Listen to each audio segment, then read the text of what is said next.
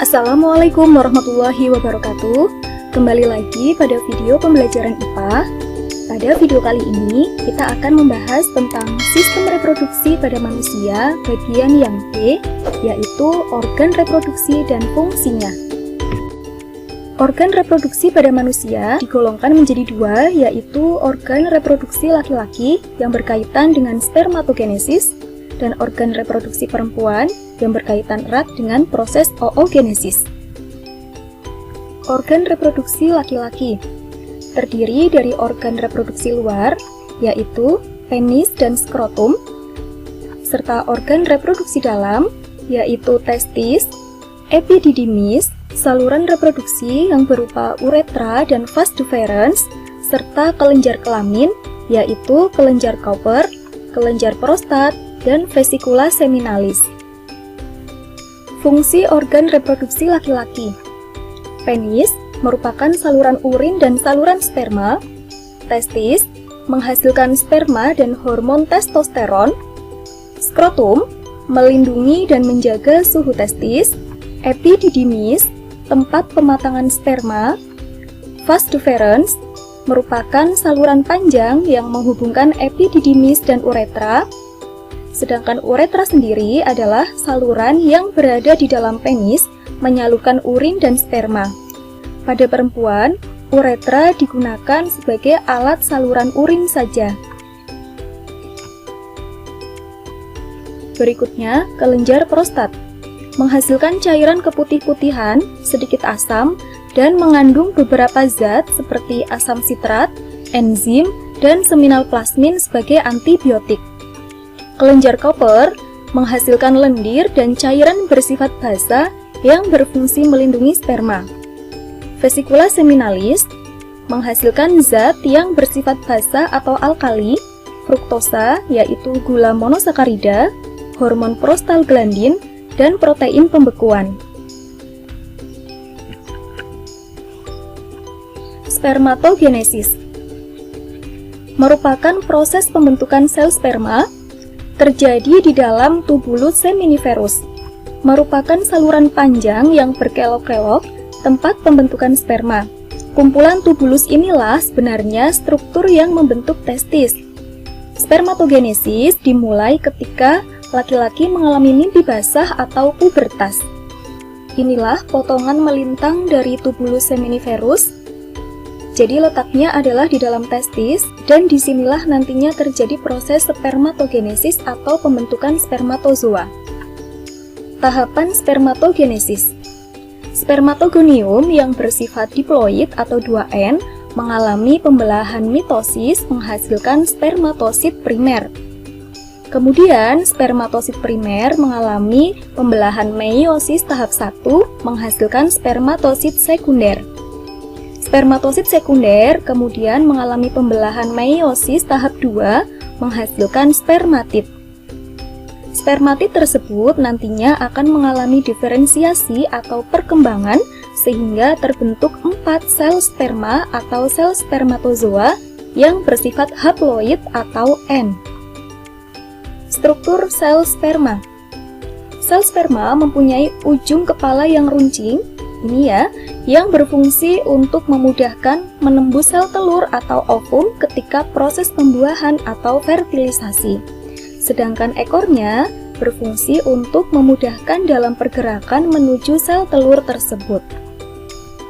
Berikutnya, organ reproduksi perempuan.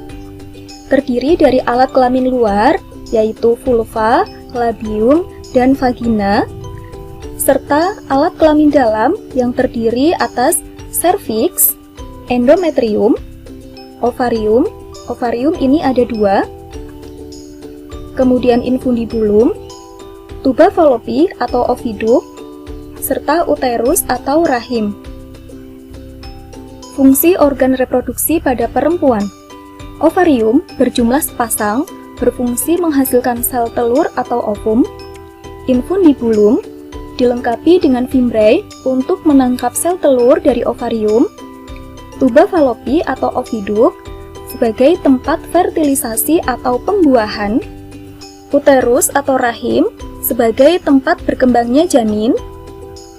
Dinding endometrium berperan dalam pembentukan plasenta dan akan luruh ketika tidak dibuahi atau prosesnya dinamakan dengan menstruasi.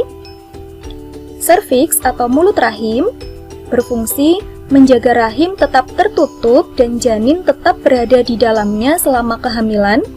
Vagina merupakan saluran yang menghubungkan lingkungan luar dengan rahim. Berikutnya, oogenesis. Oogenesis merupakan proses pembentukan sel telur atau ovum. Terjadi di dalam ovarium. Oogenesis dimulai sebelum anak perempuan lahir.